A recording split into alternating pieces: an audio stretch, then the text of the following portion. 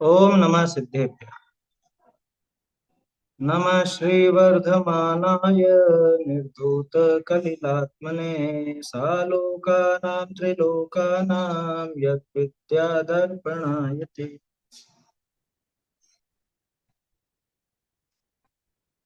रत्नकरण श्रावकाचार्य ग्रंथ में दान का प्रकरण चल रहा है अपना।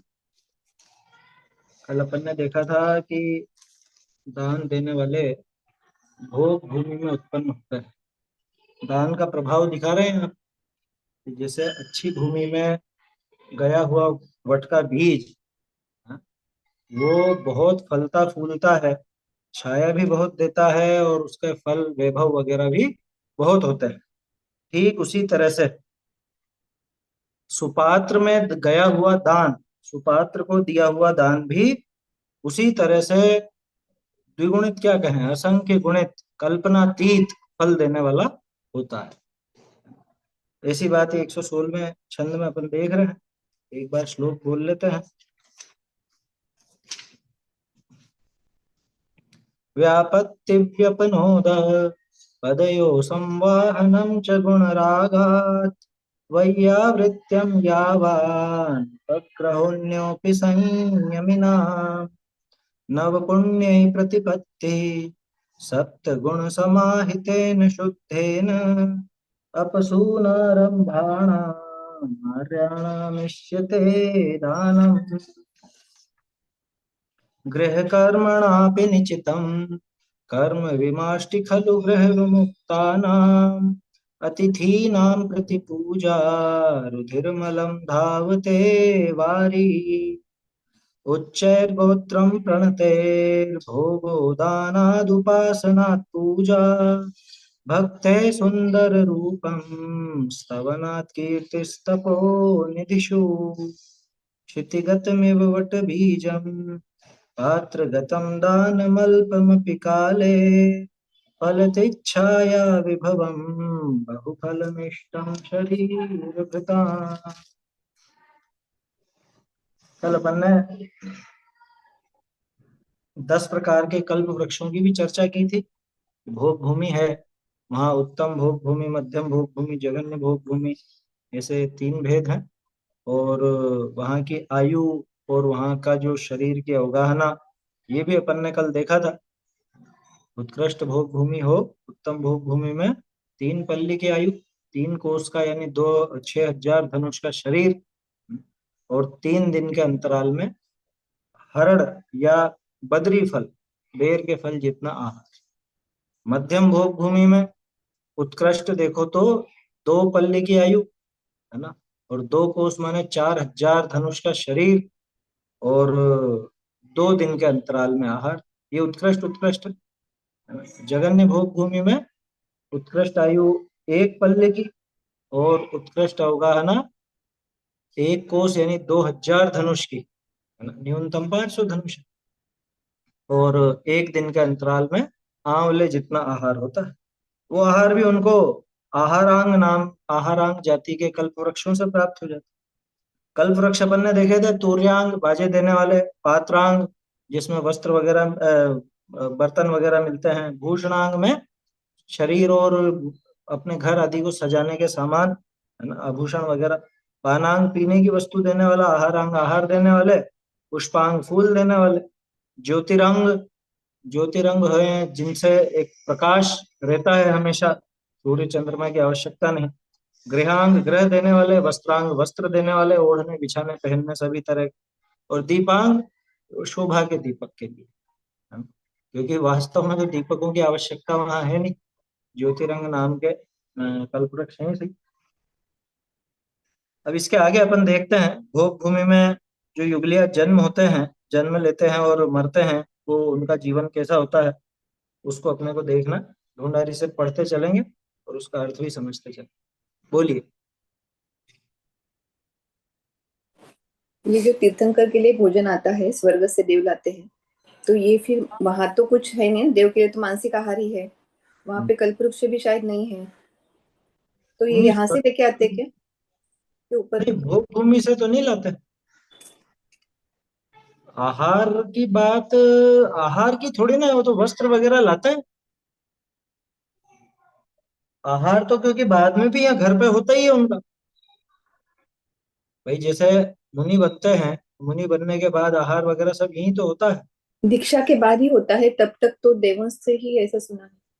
आहार का मुझे ध्यान नहीं है, क्योंकि वस्त्र और आभूषण वगैरह का तो सुना है। खेलने भी आते हैं, वस्त्र आभूषण भी लाते हैं, है ना, वो सब भी है। आहार का पक्का नहीं कह सकता, मतलब मुझे ध्यान नहीं आ रहा कि आहार के बारे में क्या है वहां पर। देव लाएंगे तो, या तो देवों के पास तो विक्रिया भी बहुत है, तो वो आहार बना भी सकते हैं, कोई ऐसी बड़ी बात तो नहीं, यहीं पर ही बना ले रहे हैं। ऐसा कुछ विशेष दिखता नहीं है उसमें, फिर भी उसके संबंध में पक्का नहीं कह सकता, मेरे ध्यान में नहीं है कि देव आहार भी लेकर के आते हैं क्या। क्योंकि बचपन में तो आहार की आवश्यकता नहीं, अंगूठे में वो अमृत भर देते हैं, अंगूठा चूसते हैं। और बड़े होने के बाद जो आहार होता है वो देवों के द्वारा प्रदत्त होता है या यही होता है, वो मेरे पढ़ने में नहीं आया, है ना। या पढ़ा भी हो तो अभी ध्यान नहीं। वस्त्र और आभूषण का तो पक्का है, वस्त्र आभूषण वो देव लाते हैं, और खेलना करना भी सब देवों के साथ ही होता है। देव ही बालक बन के खेलते हैं? ये सब होता है। खैर, देखेंगे कभी कुछ ऐसा देखने को मिलेगा। बाकी प्रश्न बढ़िया है, क्योंकि स्वर्ग में तो कुछ ऐसा है नहीं, आहार की विधि स्वर्ग में तो कुछ है नहीं, स्वर्ग से लाएंगे कैसे, है ना। और यहाँ पे भोग भूमि से लावे, ये भी बात कम जमती है, जिससे तो विक्रिया से बनाया भी जा सकता है, कोई ऐसी बड़ी बात। चलिए, भोग भूमि में कैसा क्या इनका जीवन रहता है, बोलो। मुनि बनने के बाद आहार की बात चल रही है। नहीं, पहले की। मुनि मुनि के बनने के पहले। बाद तो यही होता है, वो तो हाँ। यही विधि होती है, उसके बाद की पहले की बात है। चलिए, ढूंढारी से देखते हैं।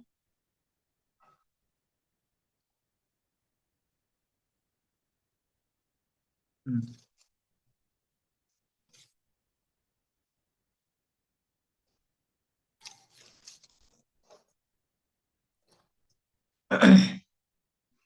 बहुरी भोग भूमि में स्त्री पुरुषनी का युगल, मरण समय में पुरुष को छींक और स्त्री को जम्भाई आवे, आवे है।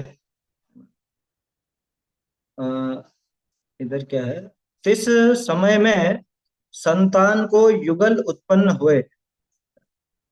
ये ऐसा वहां पे होता है ना, मरते समय वहां पे जो पुरुष है, पुरुष तो छींकता है और मर जाता है। मतलब सोचो, मरण मरण में भी कोई पीड़ा नहीं है वहां, छींका और मर गया। मुझे तो ऐसा लगता है शायद जिंदगी भर कभी छींक ही नहीं आती होगी, वो मरते समय ही आती होगी। और ऐसे ही वो जम्हाई ली, उबासी ली, और इतने में मर गई, हैं? अपने को तो दिन में पता नहीं कितनी बार उबासी आ जाती होगी। वहां पे तो सिर्फ उबासी लेने में वो स्त्री का मरण हो गया। और मरते समय संतान को युगल उत्पन्न हुए है। कभी कभी पहले ऐसा भी विचार आता था कि जैसे यहाँ भी अपन देखते हैं, जन्म देते समय माँ की मौत हो गई क्या, तो ऐसे ही वहां पे वो जन्म देते समय, ये यूं समझ लो कि आयु पूरी होने वाली है, और इधर इनका जन्म होगा, इनके बच्चों का, अगली संतति का जन्म होगा, और ये मरण को प्राप्त। संतान को तो माता पिता नहीं देखे, और माता पिता को संतान नहीं देखे, ताते इनके वियोग का दुख नहीं है। देखो, ये इसका लॉजिक है इसके पीछे, कि क्यों नहीं देखते, कि ये मरते हुए उनको देखेंगे तो ये दुखी होंगे, और वो मरते समय इनको देखे, अरे इनको कौन ध्यान रखेगा, कौन संभालेगा। ये उनको इतना सा भी विषाद नहीं, इतनी सी भी मानसिक पीड़ा नहीं। हमें तो वियोग का दुख लगता है ना, उनको वो वियोग का दुख ही नहीं झेलना पड़ता, ऐसा है। ताते इनके वियोग का दुख नहीं है, और मरण किए पीछे इनका देह शरद काल का मेघ पटलवत बिलाए जाए। देखो, तीर्थंकरों का शरीर भी निर्वाण होने पर घुल जाता है ना, कपूर की भांति उड़ जाता है। उसी तरह इनका भी उड़ जाता है, लेकिन वो अलग शरीर है और ये अलग शरीर है, दोनों ये समझ लो, है ना। वहां तो परम औदारिक पना आ गया, यहाँ परम औदारिक पना तो नहीं है, लेकिन यहाँ भी विलय को प्राप्त हो जाता है।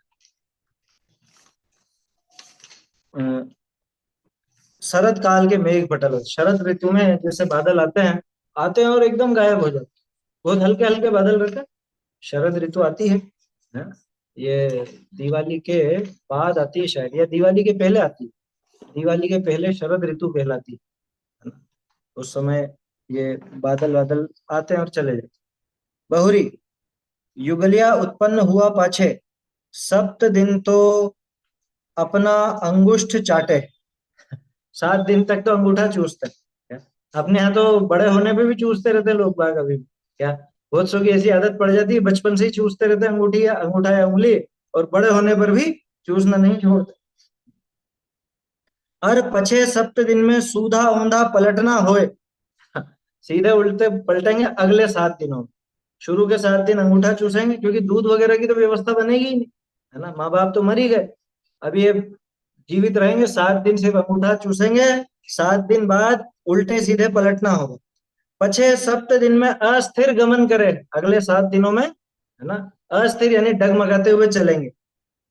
पछे सप्त दिन में स्थिर गमन करे, ये 28 दिन के अंदर चलने लग गए। आया समझ में? पछे सप्त दिन में परिपूर्ण यौवनवान होए है, 35 दिन में तो जवान हो।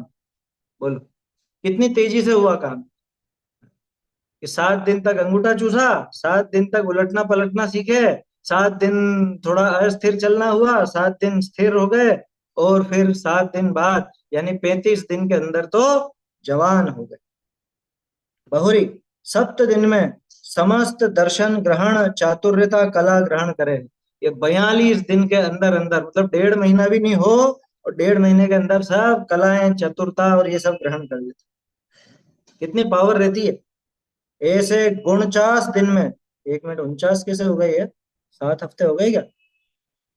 7 दिन तक अंगुष्ठ चाटते हैं, फिर 7 दिन सूधा ऊंधा पलटना, 7 दिन में अस्थिर गमन, 7 दिन में स्थिर गमन, फिर 7 दिन में परिपूर्ण यौवन, और 7 दिन में समस्त दर्शन ग्रहण चतुरता कला। ये तो 42 हुए। ऐसे 49 दिन में परिपूर्ण होए, अनेक पृथक विक्रिया अपृथक विक्रिया सहित नाना प्रकार के महल मंदिर वन विहार करते, क्षण क्षण में अनेक कोटि नवीन नवीन विषयनी की सामग्री भोगते हैं। अनेक क्रीड़ा राग रंग आदि अनेक सुख रूप क्रीड़ा चेष्टा करी, 3 पल्य पूर्ण करी, मरण समय में छींक जमाई मात्र ते प्राण त्यागी। सम्यक दृष्टि होए, सो तो सोधर्म ईशान स्वर्ग में जाए है, और मिथ्या दृष्टि मरण करी, भुवनवासी व्यंतर ज्योतिषी देवनी में उपजे। माने 49 दिन में ऐसा सब चीजें सीख करके, वो विक्रिया पृथक और अपृथक विक्रिया आ गई ना, वो 7 दिन की है अभी। फिर ऐसे 49 दिन में सब चीजें हो जाती हैं। मतलब जो कुछ होना है, जो कुछ सीखना है, जो कुछ इनको बनना है, वो 49 दिन के अंदर अंदर हो जाता है। ये 49 दिन का गजब हिसाब। तो प्रलय काल की भी 49 दिन की रहती, और फिर प्रलय के बाद वो शांति का काल भी 49 दिन का होता है, जिसके बाद दशलक्षण आते हैं, हैं? प्रलय काल के बाद ही आता है दशलक्षण। 7 तरह की 7 7 दिन तक वर्षा होती। बस ऐसे ही यहाँ पे भी इनके 7 हफ्ते ऐसा है। अच्छा देखो, अपने यहाँ पे भी एक विधि अपन लोगों ने चलाई। 45 दिन बाद मंदिर लेकर के जाते जैन बनाते। 45 दिन का है, 1.5 महीने का अपन ने गिन लिया। बल्कि ये ज्यादा ठीक लगता है, 49 दिन, 7 7 दिन के 7 हफ्ते। ऐसे 7 हफ्ते में जो कुछ, खैर दोनों की विधि अलग अलग है ना। वहां पर उनकी तो प्रक्रिया ही पूरी हो जाती है, तो जवान हो जाता है, सब काम करने लग जाते हैं। यहाँ तो अभी उलटना पलटना नहीं सीखता 49 दिन में। देखो गजब की बात है कि आयु कम है अपनी, तो एक तरह से जल्दी सीखना चाहिए था, लेकिन उल्टा है काम, अपने और लेट सीखते हैं, और जो मुख्य आयु का भोगना है वो ढंग से नहीं हो पाता, वो कम हो पाता है। और इनके में मात्र 49 दिन के अंदर तो परिपूर्ण यौवनवान और सब कला चातुर्य आदि सहित पृथक अपृथक विक्रिया सहित, विक्रिया रिद्धि होती है इनको, देखो ना, विक्रिया पृथक और अपृथक विक्रिया सहित नाना प्रकार के महल मंदिर वन विहार करते। कभी जंगलों में घूमते हैं, जंगल कोई ऐसे खतरनाक नहीं होते, सुंदर सुंदर होते, वन उपवन जिनको कहा जाता है। मंदिरों में, मंदिर का मतलब महल है ना, महल मंदिर वन विहार करते, क्योंकि वहां जिनालय आदि की संभावना तो लगती नहीं है। क्षण क्षण में अनेक कोटि अनेक कोटि करोड़ों करोड़ नवीन नवीन विषय की सामग्री भोगते, हर पल नवीन नवीन विषय सामग्री। और जल्दी जल्दी नहीं भोग रहे हैं, आराम से 3 पल्ले की आयु सोचो तो सही, हैं? पल्लियों की आयु असंख्यात अ, वर्ष निकल जाए जिस ऐसी सामग्री को भोगते, अनेक क्रीड़ा राग रंग अधिक, अनेक सुख रूप क्रीड़ा चेष्टा करी, 3 पल्ले पूर्ण करी मरण समय में, है ना। 3 पल्ले पूरी करते हैं ऐसी चेष्टाएं करते हुए, और मरण समय में वही, पुरुष है तो छींक, और महिला है तो जमाई उबासी, है ना। जमाई मात्र हैं प्राण त्यागी, प्राण त्याग देते हैं इतने मात्र, मतलब न तो उनको वियोग का दुख भोगना पड़ता है, न उनको मरण समय बहुत पीड़ा होती है। और अगर सम्यक दृष्टि हो, या सम्यक दृष्टि में बड़ी की मात्रा लगा लेना, सम्यक दृष्टि और मिथ्या दृष्टि दोनों में बड़ी की मात्रा 3 जगह है, 2 बार तो इसी पैराग्राफ में है, और एक अगले पैराग्राफ में 2 लाइन वाला है जिसमें भी सम्यक दृष्टि बड़ी की मात्रा आ जाएगी। तो सम्यक दृष्टि हो तो स्वधर्म और ईशान स्वर्ग में जाते, दूसरे स्वर्ग के ऊपर नहीं जाते हैं क्या, स्वधर्म ईशान स्वर्ग में जाते हैं। और मिथ्या दृष्टि हो तो मर के कहाँ जाएगा, बनेगा तो देव, लेकिन वो भवनवासी व्यंतर ज्योतिषी कहीं भी चला जाए। ठीक है। मंद कषाय के प्रभाव होते हैं, देव लोग बिना अन्य गति नहीं पावे है, ये नियम है। कैसा भी हो भोग भूमि में, चाहे मिथ्या दृष्टि हो चाहे सम्यक दृष्टि हो, क्योंकि अत्यंत मंद कषाई था, अत्यंत मंद कषाई, तो उस मंद कषाय के प्रभाव से देव गति में ही जाना होता है, वहां पे अन्य किसी गति में नहीं जाता। बहुरी सम्यक दृष्टि होए तथा श्रावक के व्रत का धारक होए, जो पात्र दान करे, सो षोडशम स्वर्ग पर्यंत महर्धिक देव ही उपजे है। ये किसकी बात है, ये भोग भूमि वाले की बात नहीं है, ये अपने यहाँ वाले की बात है। वो भोग भूमि का प्रकरण तो हो गया पूरा क्या, अब ये तो यहाँ पे पहले बात चली थी दान दे करके भोग भूमि में गया, है ना, और वह भोग भूमि में कैसे कैसे भोग भोगे वो सारी बात हुई। अब भोग भूमि का प्रकरण समाप्त। दान देने वाला भोग भूमि के अलावा कहाँ जाता है, कि अगर सम्यक दृष्टि हो तो भोग भूमि में नहीं जाए, सॉरी उल्टा बोल गया, सम्यक दृष्टि तो भोग भूमि में जाता है, लेकिन सीधे उसको मनुष्य पर्याय नहीं मिलती। अगर आयु नहीं बंधी है तो नियम से सम्यक दृष्टि को तो देव पर्याय ही मिलेगी क्या, सम्यक दृष्टि है और अगर आयु नहीं बंधी है तो कहाँ की बंधेगी, देव की ही बंधेगी। ये भोग भूमि में कौन जा रहा है, ये तो अगर सम्यक दर्शन होने के पहले मनुष्य पना बंध गया, मनुष्य आयु बंध गई हो, तो भोग भूमि में जाता है ना, नहीं तो सीधा स्वर्ग में ही जाता। क्या कह रहे हैं, सम्यक दृष्टि हो तथा श्रावक के व्रत का धारक हो, जो पात्र दान करे, सो षोडशम स्वर्ग पर्यंत महर्धिक देव ही उपजे। अगर यहाँ पे श्रावक का व्रत धारण करता है और सुपात्र को दान भी देता है, तो वास्तव में तो उसमें दान की विशेषता नहीं है, उसके अंदर तो इसके सम्यक दर्शन और संयमी जीवन की विशेषता है। एक देश संयम के प्रभाव से 16वें स्वर्ग तक जाता है, 16वें स्वर्ग तक पहुंच जाता है, समझ में ही बात, 16वें स्वर्ग में चला जाता है, ऐसी विशेषता है।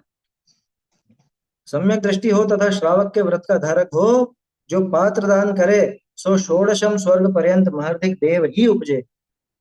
अब देखो आगे पात्र, आगम में पात्र 3 प्रकार है, 3 प्रकार के पात्र बताएं, उत्तम पात्र, मध्यम पात्र, जघन्य पात्र। इनमें उत्तम पात्र तो महाव्रतनी के धारक, 28 मूल गुण तथा उत्तर गुणनी के धारक, देह में निर्ममत्व है, ये 84 लाख, इसमें ब्रैकेट में कर लीजिए, है ना, मूल में नहीं दिया है ये, ऐसे देह में निर्ममत्व वीतरागी साध। ठीक है, 3 प्रकार के पात्रों में ये उत्तम पात्र, ये तो जगत प्रसिद्ध बात है। उत्तम पात्र कौन, ये नग्न दिगंबर मुनिराज 28 मूल गुणों के धारक जो हैं और जो तरह तरह का शील पालते हैं, वो उत्तम पात्र है। खास चीज क्या, मूल गुण उत्तर गुण के धारक है, देह में निर्ममत्व, देह में जिनके ममता बिल्कुल भी नहीं है, देह में निर्मम है, ऐसे वीतरागी साधु हैं। मध्यम पात्र कौन? मध्यम पात्र 11 भेद रूप श्रावक सम्यक दृष्टि। 11 भेद रूप श्रावक सम्यक दृष्टि। कौन से 11 भेद? 11 प्रतिमा है ना, 11 प्रतिमाएं, यहाँ पे 11 भेद। मध्यम पात्र 11 भेद रूप श्रावक सम्यक दृष्टि व्रतनी करी सहित। यहाँ पे भी सम्यक दृष्टि में बड़ी की मात्रा लगा लीजिएगा।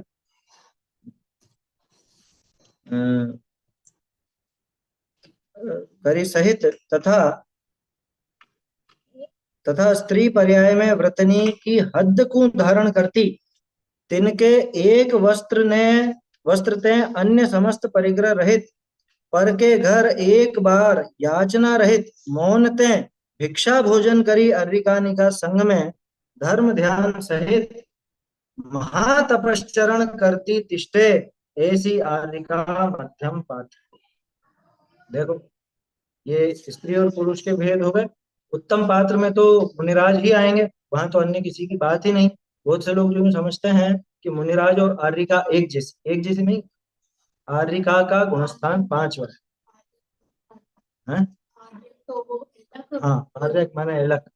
तो यहाँ पे तो एलक शुल्लक है ही सही, और साथ में माता जी, तो ये मध्यम पात्र। ध्यान रखना, मुनिराज और आर्यिका समान नहीं है ना। बहुत से लोग जो आर्यिका को मुनिराज के समकक्ष मानते हैं, ऐसा नहीं। अब बहुत से लोग कहेंगे कि उनको महाव्रती कहते तो हैं, भाई वो व्यवहार से कह दिया जाता है, वास्तव में उनके 28 मूल गुण हो नहीं सकते, नहीं हो सकते। 28 मूल गुण उनके यथावत बनते नहीं, महाव्रत बन नहीं पाते, है ना, नग्नता आदि नहीं बन पाती। उनकी पूजा किसकी? माता जी की। माता जी की पूजा नहीं होती, माता जी की पूजा नहीं होती, है ना। सामान्य वो वंदना होती है और उनका यथा योग्य सत्कार होता है। जैसी पूजा मुनिराज की होती है ऐसी नहीं। देखो सीधी सी बात है, पंच परमेष्ठी में है क्या वो? नहीं। पंच परमेष्ठी में मुनिराज है ना, तो मुनिराज की पूजा होती है माता जी के लिए। है कैसे पूछ? उससे क्या मतलब? वीतरागी मार्ग पर है ना, 3 कषाय चौकड़ी का अभाव है, 28 मूल गुण है, इसलिए वो पूज्य। तो मध्यम पात्र में ये भी आ जाएंगे, ठीक है ना।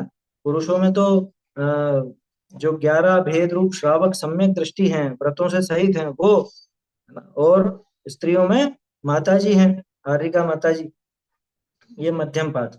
अच्छा, कोई ब्रह्मचारिणी दीदी हो वो भी मध्यम पात्र, मतलब अगर व्रतधारी हो, पंचम गुण स्थान वर्ती हो तो, है ना। कैसे कैसे विशेषण दिए? एक वस्त्र ते अन्य समस्त परिग्रह रहे, एक वस्त्र के अलावा और कोई उनके परिग्रह नहीं होते। वो भी शील रक्षा के हेतु वस्त्र धारण करती हैं, और उसकी भी एक मर्यादा है ना। वो साड़ी की भी एक लिमिट है कि कितनी लंबी साड़ी होगी, कैसा होगा, क्या है। पर के घर एक बार याचना रहित मांगते नहीं, जैसे मुनिराज की वृत्ति है वैसी वृत्ति इनकी आहार के विषय में। मौनते, मौन ग्रहण करके। अरे श्रावक, सामान्य श्रावक होगा वही मौन से भोजन करता है ना। बोल बोल करके खाना कोई अच्छी बात थोड़ी ना, मौन से भोजन करना चाहिए, है ना। कारण क्या है कि भाई देखो, जो शब्द है अपने मुंह से, जो शब्द निकलते हैं, समझ में आ रही है बात? अपने मुंह से जो शब्द निकलते हैं वो जिनवाणी का अंश, वो सब जिनवाणी का अंश। और अपन झूठे मुंह बोलेंगे तो वो उसका अभिनय होता है। इसलिए झूठे मुंह बोलना नहीं चाहिए, मतलब भोजन तो मौन से ही करना चाहिए। मौन थे भिक्षा भोजन कर, भिक्षा ग्रहण करके भोजन करती हैं। आर्यिकाओं के संग में, आर्यिकाओं के संग में ही रहती, धर्म ध्यान सहित महातपश्चरण करती। जितनी सामर्थ्य है उस अनुसार ये भी महान तप धारण करती हैं, महातपश्चरण करती तिष्ठे, ऐसी आर्यिका मध्यम पात्र है। ऐसी आर्यिकाएं मध्यम पात्र कहलाती। तथा अणुव्रत और सम्यक दर्शन सहित श्राविका मध्यम पात्र, है ना।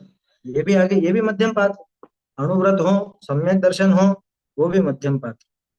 और व्रत रहित जिनेन्द्र वचन के श्रद्धानी, सबसे खास चीज ये है, व्रत रहित लेकिन जिनेन्द्र वचन के श्रद्धानी, सम्यक दर्शन सहित पुरुष तथा सम्यक दर्शन सहित व्रत रहित स्त्री, जघन्य पात्र। यहाँ स्त्री पुरुष का भेद नहीं, जघन्य पात्र में तो दोनों समान है ना। कैसे समान? खास चीज है, सम्यक दर्शन सहित होने चाहिए, व्रत नहीं है, भले व्रत नहीं है लेकिन सच्चे देवशास्त्र गुरु का दृढ़ श्रद्धान हो, और जिनेन्द्र भगवान के वचनों पर अटूट श्रद्धा। क्या लिखा ना ये, जिनेन्द्र वचन का श्रद्धान, ये मुख्य गुण है ये। क्योंकि बाहर से आप निश्चय सम्यक दर्शन को नहीं देख सकते, बाहर से तो आप यही देखोगे कि इसके देवशास्त्र गुरु का यथार्थ श्रद्धान है या नहीं, देवशास्त्र गुरु की बातों पर इसको विश्वास है या नहीं, उस हिसाब से ये जगन्य पात्र कहलाता है। तो इसमें पुरुष हो चाहे स्त्री हो, वो दोनों जगन्य पात्र। इन तीन प्रकार के का पात्रनी में 4 प्रकार दान देना तथा सत्कार करना, स्थान देना, स्थान दान करना, आदर करना, यथा योग्य स्तवन पूजा प्रशंसादिक के वचन बोलना, उठ खड़ा होना, उच्च मानना, सो समस्त दान है। ये सब दान के भेद। प्रतिपत्ति शब्द आया था ना, प्रतिपत्ति शब्द का ये सब अर्थ है।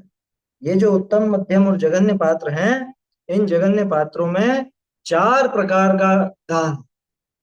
4 प्रकार का दान कौन सा है?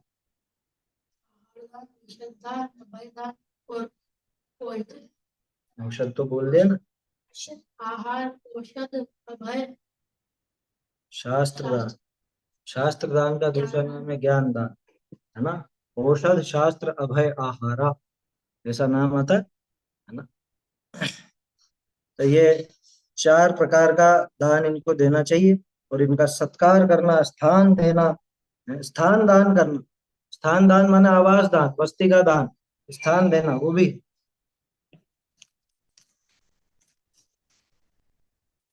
देखिए अब इसमें कुछ एक लाइन में अंतर है। सम्यक दर्शन सहित पुरुष व स्त्री जघन्य पात्र, है ना, वो तो हो ही गया था। तो इन 3 प्रकार के पात्रों में ये दान, स्थान, सत्कार, आदर, यथा योग्य स्तवन पूजा प्रशंसा के वचन बोलना, उठकर खड़े हो जाना, ऊंचा मानना, ये सब दान में शामिल हो जाते हैं। अधिकार तथा अनुव्रत व अणुव्रत व सम्यक दर्शन सहित नहीं है ये। हाँ, इसमें वही सुधार था, ये अभी नोट करना रह गया इसका। देखो देख लेते हैं इसको वापस से। केवल सम्यक दर्शन सही छोड़ के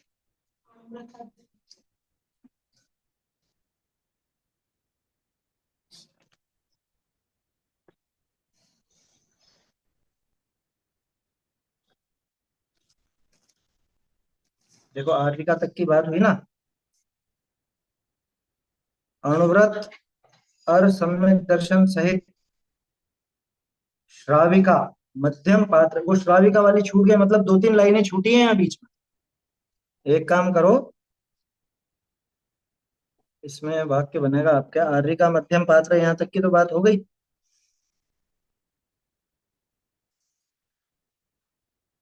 अणुव्रत व सम्यक दर्शन सहित, अब इस सहित के बाद लाइन पलटेगी, यहाँ सहित के बाद जुड़ेगा। पुरुष तथा पुरुष तथा स्त्री, एक मिनट, लाइन क्या हुआ ये, आर्विका अणुव्रत और सम्यक दर्शन सहित श्राविका, पहले तो सहित के आगे श्राविका, श्राविका मध्यम पात्र, श्राविका मध्यम पात्र, सहित के बाद में श्राविका मध्यम पात्र। इसके बाद में आएगी लाइन तथा व्रत रहित, व्रत रहित परंतु जिनेन्द्र वचनों के श्रद्धानी,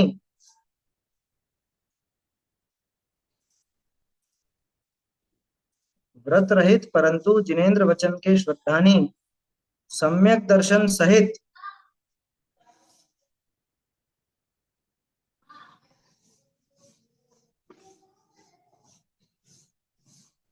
बस हो गया। फिर आगे का वाक्य जुड़ जाएगा, पुरुष व स्त्री जघन्य पात तथा व्रत रहित,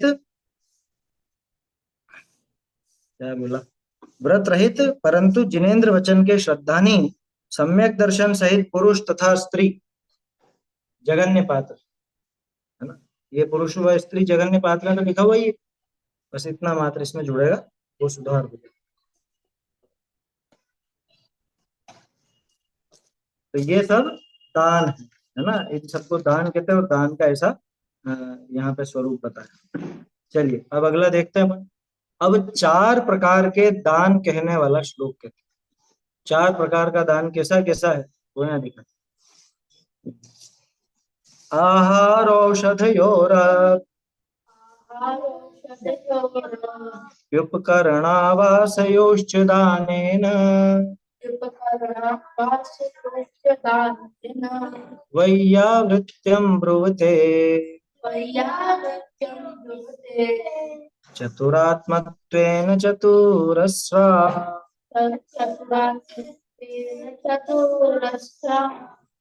आहार औषधयोर उपकरणावासयोश्च दानेन वैयावृत्यं ब्रुवते चतुरात्मत्वेन चतुरस्रा।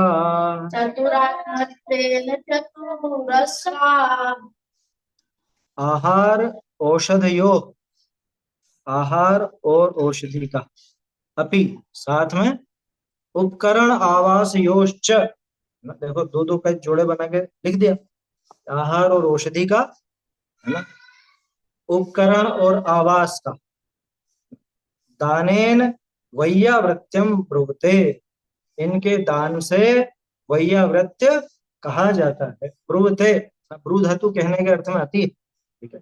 ब्रुवते यानी कहते हैं, कौन कहते हैं? चतुरस्रा, जो चतुरस्र है। अब चतुरस्र किसको कहें? चतुरस्र माने 4 प्रकार के ज्ञान है, समझ? हाँ, 4 ज्ञानधारी होते हैं ना, गणधर देव होते हैं, मति श्रुत अवधि मन परे, चारों के चारों ज्ञान उनको होते हैं। तो जो ऐसे चतुरस्र जीव हैं, माने 4 प्रकार के ज्ञानधारी हैं, वो दानेन चतुरात्मत्वेन, चतुरात्मत्वेन यानी चतुरात्मक, 4 प्रकार का, 4 प्रकार का दान, 4 प्रकार के दान से वैयावृत्यम ब्रूते, वैयावृत्य कहते हैं। माने सीधी सी बात है कि वैयावृत्य को कहने के लिए वो 4 भेद बताते हैं, आहार और औषधि का, और आवास और उपकरण, है ना।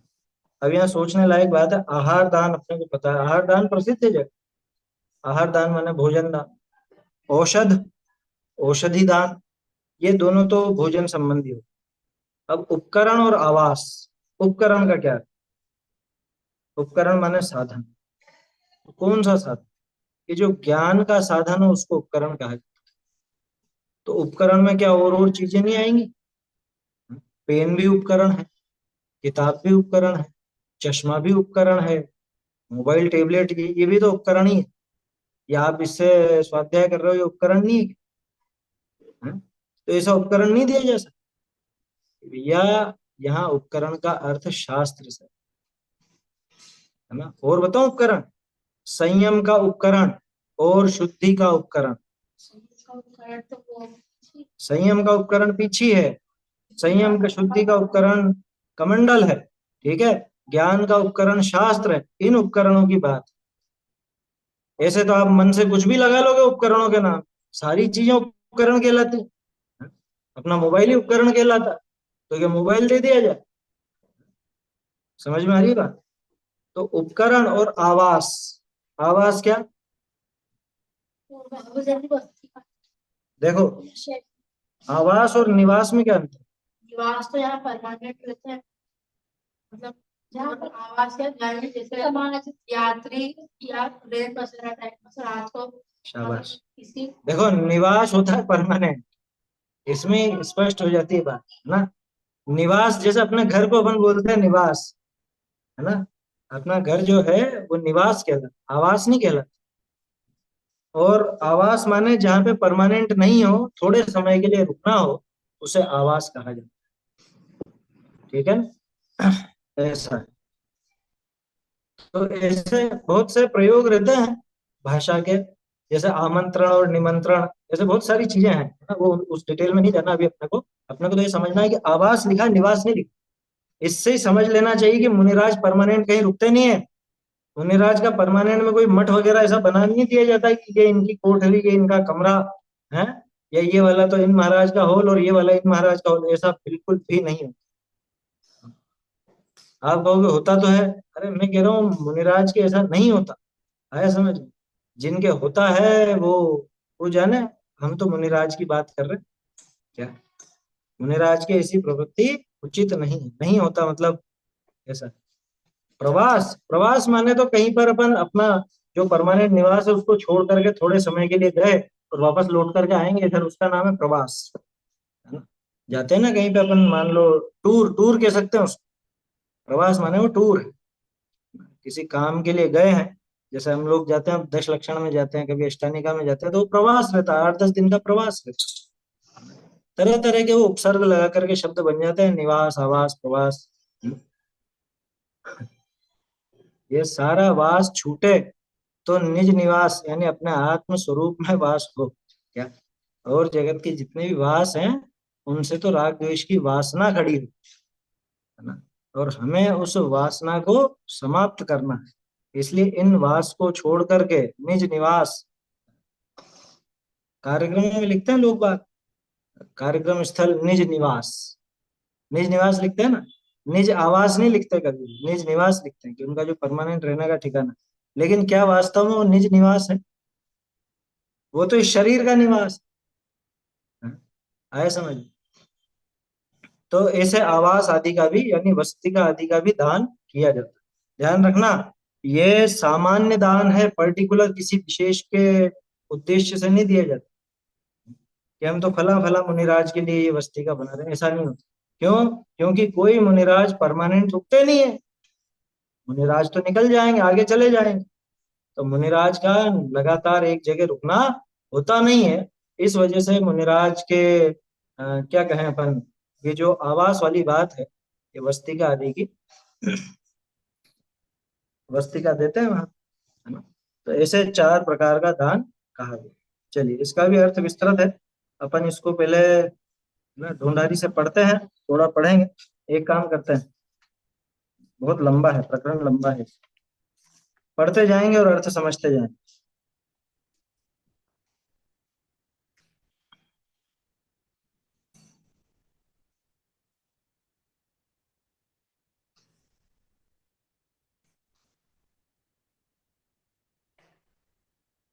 चतुरस्र जे प्रवीण ज्ञानी हैं, ते आहार दान, औषध दान, उपकरण दान, आवास दान, इन 4 प्रकार के दान करिके वैयावृत्ति को 4 स्वरूप करी कहते। ठीक है? क्या कहा है यहाँ पे कि ये 4 प्रकार का दान, वो 4 प्रकार के ज्ञानधारी अपने गणधर हैं, वो कहते हैं। दान 4 प्रकार है, आहार दान, औषध दान, उपकरण दान, आवास दान, है ना? गृहस्थ के 4 प्रकार गया जाते हैं। अभय दान की प्रधानता तो 6 काय के जीवन की कृत कारित अनुमोदना करी विराधना का त्यागी दिगंबर मुनीश्वरनी के। वास्तव में अभय दान किसके? अभय दान तो वास्तव में दिगंबर मुनिराजों के ही होता है। क्यों? क्योंकि वो 6 प्रकार, षट काय जीवन हननते सब विधि दरव हिंसा टली, रागादि भाव निवारते हिंसा न भावित। तो उनके वास्तव में द्रव्य हिंसा, भाव हिंसा, दोनों प्रकार की हिंसा का पूरी तरह त्याग होता है। महाव्रती है ना, तो उनके रहती है अभय दान की प्रधानता, तो उनके। और श्रावक नहीं के हु त्रस जीवनी की संकल्पी हिंसा का त्याग थे अभयदान है ही। तो ऐसा नहीं है कि अभयदान मुनिराज के, श्रावक के भी। भाई श्रावक सबको अभयदान नहीं दे सकता, त्रस जीवों को तो दे सकता है। क्या त्रस जीवों के प्रति तो दया भाव रखेगा ना, त्रस जीवों की हिंसा से तो विरक्त होगा या नहीं होगा? होता है। तो उतने जीवों का उतने जीवों को अभय दान देते। परंतु अभय दान की मुख्यता तो आरंभ का त्यागते हैं, विषय नीते अत्यंत परान्मुक्ताते होए ताते जेते ग्रह चाराते संपदाते तथा न्याय रूप विषयनी में परिणाम नहीं निराला होए तितने आहार अधिक 4 प्रकार का दान करी पाप का नाश करहु। क्या कह रहे हैं कि भैया अभय दान अपने पूरी तरह तो हो नहीं सकता। क्यों नहीं हो सकता? कि हमारा खाना पीना उठना बैठना ये सभी होता है, गृहस्थी के सारे कार्य होते हैं, न्याय नीति पूर्वक कमाई वगैरह ये सब होता है ना। तो अभय दान की मुख्यता तो आरंभ का त्याग होने पर, विषयों से अत्यंत परांगमुख होने पर ही होती। अभय दान तभी संभव है ना, समझ में ही बात। अभय दान तभी संभव है, उसके बिना अभय दान संभव नहीं होता। अपनी भूमिका में सिर्फ 10 जीवों का अभय दान होता है, तो क्या करें? पाप से बचने के लिए क्या करें? कि बाकी के 3 प्रकार के दान विशेष रूप दो। ताते जे ग्रह चाराते संपदाते, जो कुछ भी संपदा है उससे न्याय रूप विषयों से परिणाम नहीं निराला हो। जब तक अपनी संपदा नहीं छूटती हो, जब तक न्याय रूप विषय कौन सा है? क्या विषय भी न्याय और अन्याय वाले होते हैं? 5 इंद्रिय के विषय। तो फिर न्याय रूप विषय कौन सा है? भाई जिससे हमारी भूमिका भ्रष्ट ना हो, हम हमारी भूमिका से नहीं गिर जाए। श्रावक की भूमिका के योग्य, एक गृहस्थ श्रावक की भूमिका में होने वाले जो भी विषय भोग हैं उनको यहाँ पे न्याय युक्त विषय समझ, न्यायोचित। न्यायोचित का अर्थ पुण्य रूप है ऐसा नहीं कह रहे, ध्यान रखना। क्या न्यायोचित का मतलब? कि इसकी भूमिका में होने लायक है, इसकी भूमिका में अभी ये पाप नहीं छूटे हैं, है ना। ये शादी ब्याह भी करेगा, गृहस्थी भी बसाएगा, व्यापार धंधा नौकरी भी करेगा, खाना पीना भी होगा, और विषय भोग भी होंगे जो इसकी भूमिका को नहीं गिराते, है ना। जैसे इसको बहुत स्वादिष्ट भोजन पसंद हो सकता है, लेकिन अभक्ष्य तो नहीं खाएगा। अभक्ष भक्षण वो अन्यायपूर्ण विषय है इसका।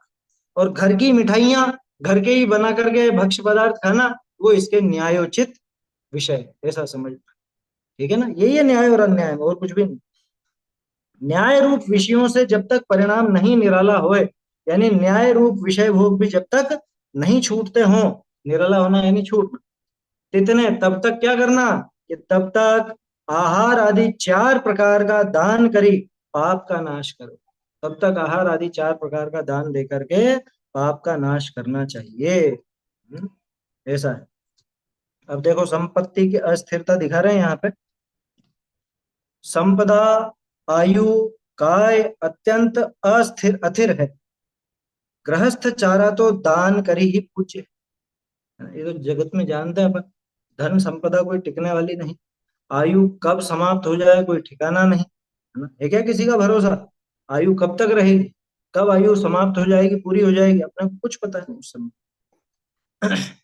तो संपत्ति है, आयु है, काय है, शरीर, शरीर भी तो अत्यंत अस्थिर है।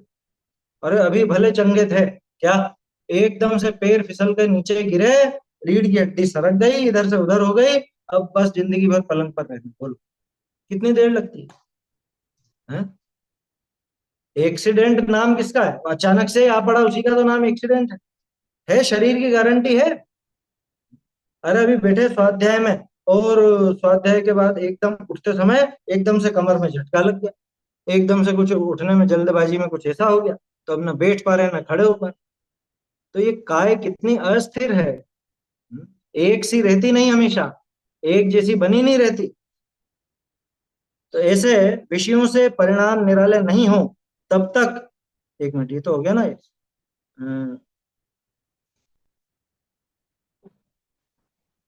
संपदा आयु का अत्यंत अस्थिर है, गृहस्थ चारा तो दान करी ही पूज्य है।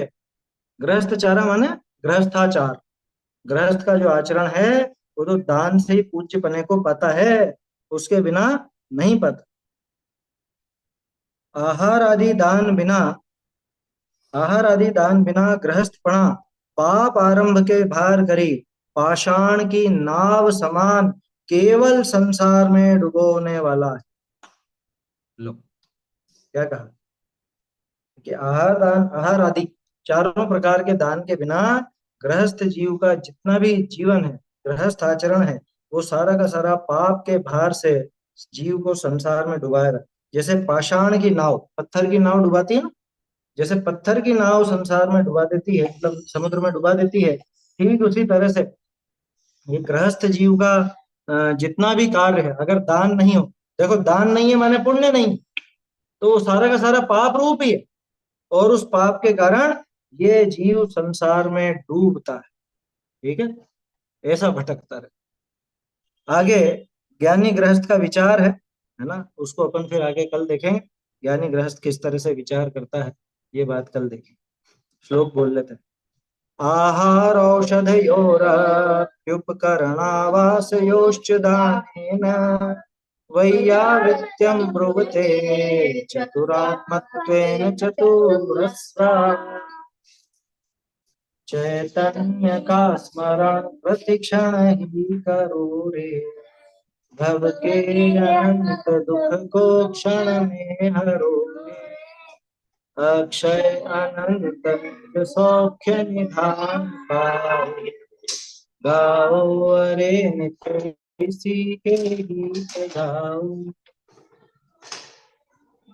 जिनवाणी प्राणी जान ले रे जिनवाणी प्राणी जान ले रे छहों दरब पर जाय गुण सरब मननी के सरधान ले रे छहों दरब पर जाय गुण सरब मननी के सरधान ले रे जिनवाणी प्राणी जान ले देव धर्म निश्चय धर्म पूजा दान प्रमाण ले रे देव धर्म गुरु निश्चय धर्म पूजा दान प्रमाण ले रे जिनवाणी प्राणी जान ले ज्ञानत जान्यो जैन खान्यो ओम अक्षर ज्ञान ले रे